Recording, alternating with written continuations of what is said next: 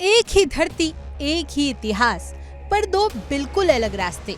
विश्व बैंक की ताज़ा रिपोर्ट ने भारत और पाकिस्तान के बीच की आर्थिक और राजनीतिक प्राथमिकताओं की एक चौंकाने वाली तस्वीर पेश की है, जहां भारत ने पिछले 10 वर्षों में अत्यधिक गरीबी को 27.1% से घटाकर मात्र 5.3% ला दिया। वहीं पाकिस्तान में यही आंकड़ा 4.9% से बढ़कर 16.5% हो गया। ये न सिर्फ एक आर्थिक अंतर है, बल्कि ये दो देशों की नीतिगत सोच, नेतृत्व क्षमता और राजनीतिक दृष्टिकोण का भी आईना है। विश्व बैंक द्वारा तय की गई नई अत्यधिक गरीबी की सीमा $3 प्रति व्यक्ति प्रतिदिन के अनुसार भारत ने 2011-12 से 2022-23 के बीच $269 बिलियन को गरीबी से बाहर निकाला। ये आंकड़ा पाकिस्तान की कुल आबादी से भी अधिक है। वहीं दूसरी ओर पाकिस्तान न सिर्फ गरीबी से लड़ने में असफल रहा, बल्कि उसने दुनिया की नजरों में खुद को एक असफल राज्य की दिशा में ढकेल दिया।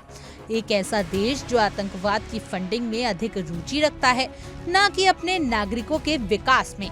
ये रिपोर्ट ऐसे समय में आई जब भारत जापान को पछाड़कर दुनिया की चौथी सबसे बड़ी अर्थव्यवस्था बन चुका है, जबकि पाकिस्तान IMF के दरवाजे पर बेलआउट के लिए दस्तक दे रहा है।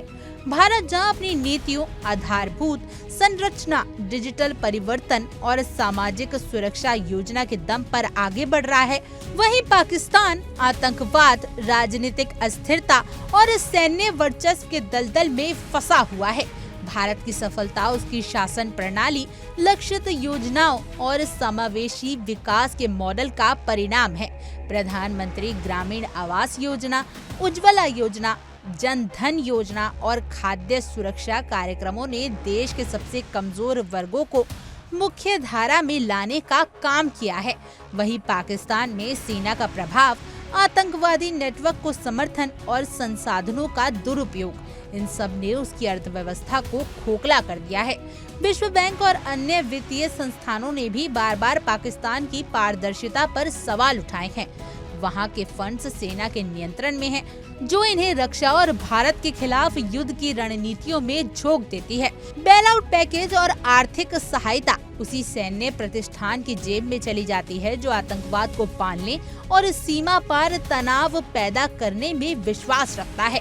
पूर्व भारतीय राजनीतिक अजय बिसारिया जैसे विशेषज्ञ इस बात पर जोर देते हैं कि पाकिस्तान की समस्या आर्थिक नहीं, बल्कि नीतिगत है। जब तक वहां की सत्ता संरचना में सैन्य हस्तक्षेप खत्म नहीं होता, तब तक कोई भी आर्थिक मदद आम जनता तक नहीं पहुंचेगी। आज दुनिया को एक स्पष्ट संदेश मिल चुका है, गरीबी कोई भाग्य नहीं, ये सरकार की नीतियों, नेतृत्व की सोच और जनता की प्राथमिकताओं का परिणाम है।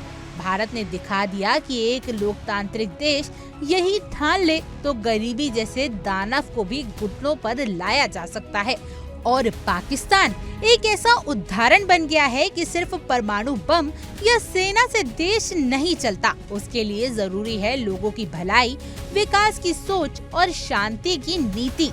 इसलिए जब अगली बार विश्व बैंक अपने आंकड़े पेश करेगा, तो शायद यही दो तस्वीरें फिर हमारे सामने होगी, एक आगे बढ़ता भारत और दूसरा खोता हुआ पाकिस्तान।